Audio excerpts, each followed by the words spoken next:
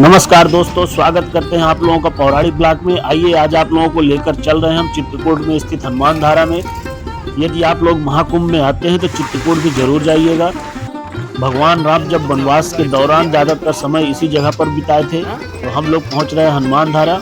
इस समय हम पहाड़ों के रास्ते पहुंच रहे हैं। हनुमान धारा जाने के 3 रास्ते हैं। एक रास्ता रोपकार से जाता है, दूसरा रास्ता सीढ़ियों से जिसमें लगभग 360 सीढ़ियाँ चढ़नी पड़ती है, और तीसरा जिससे हम लोग चल रहे हैं। बहुत पथरीला रास्ता है, गाड़ी चलाना यहाँ पर बहुत ही दुर्लभ है। हम लोग पहुँच रहे हैं इस समय हनुमान धारा।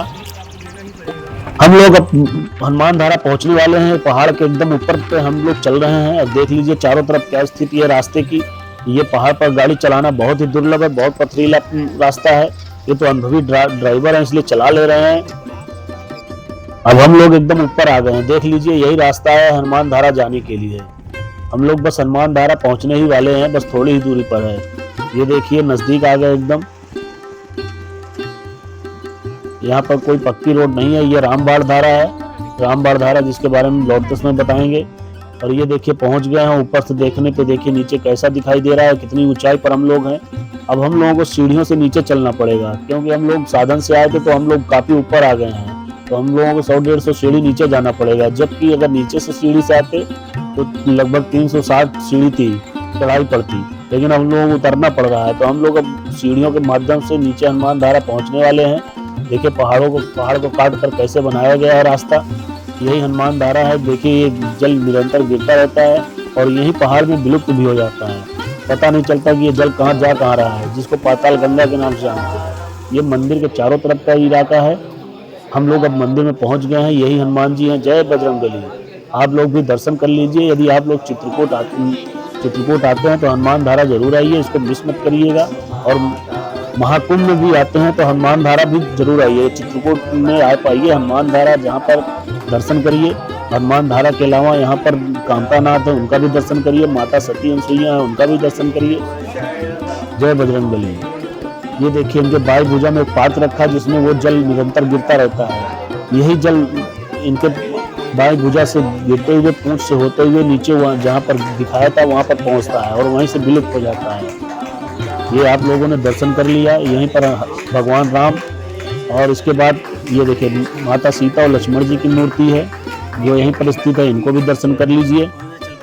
ये देखिए ऊपर से कैसा दिख रहा है नीचे। अभी हम लोग काफी ऊपर हैं। अब हम लोग वापस चलते हैं सीढ़ियों से। हनुमान धारा के बारे में कहा जाता है, इसकी पौराणिक कथा है कि जब हनुमान जी लंका गए थे, लंका में आग लगाए थे, तो उनके पूंछ की जलन समाप्त नहीं हो रही थी।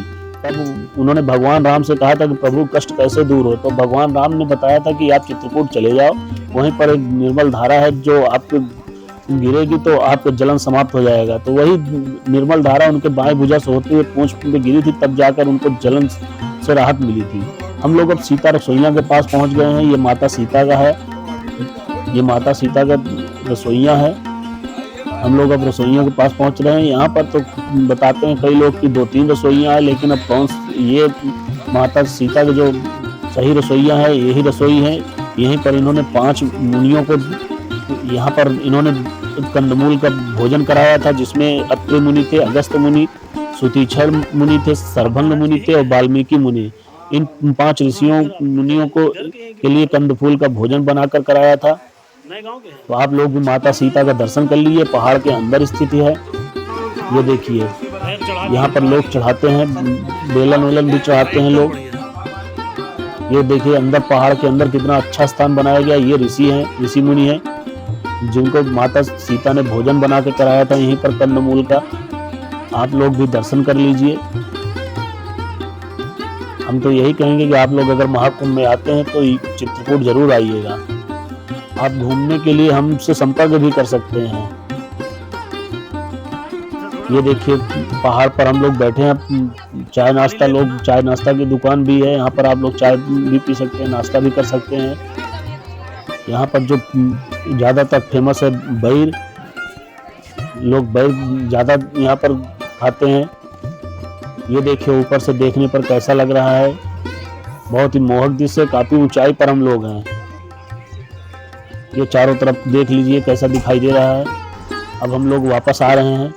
ये देखिए रामबाण गंगा है, जिसके बारे में पहले बताए थे कि रामबाण गंगा कहते हैं कि इसका जल कभी नहीं सूखता है। यहाँ पर कहते हैं भगवान राम ने एक बाण मारा था जिसके बाद से जल प्रकट हुआ था और तब से ये कभी सूखता नहीं है, आज तक नहीं सूखा है। यहाँ के लोगों ने यही बताया कि ये कभी सूखता नहीं है। हम लोग अब आगे बढ़ रहे हैं, उतर रहे हैं रास्ते से। देख लीजिए रास्ता कैसा है यहाँ का, बहुत ही दुर्लभ रास्ता है। अभी तक आप लोगों ने चैनल को सब्सक्राइब नहीं किया है तो कृपया चैनल को लाइक और सब्सक्राइब भी कर दीजिए। तो मिलते हैं अगली वीडियो में एक और नई जगह पर, एक और नई जानकारी के साथ।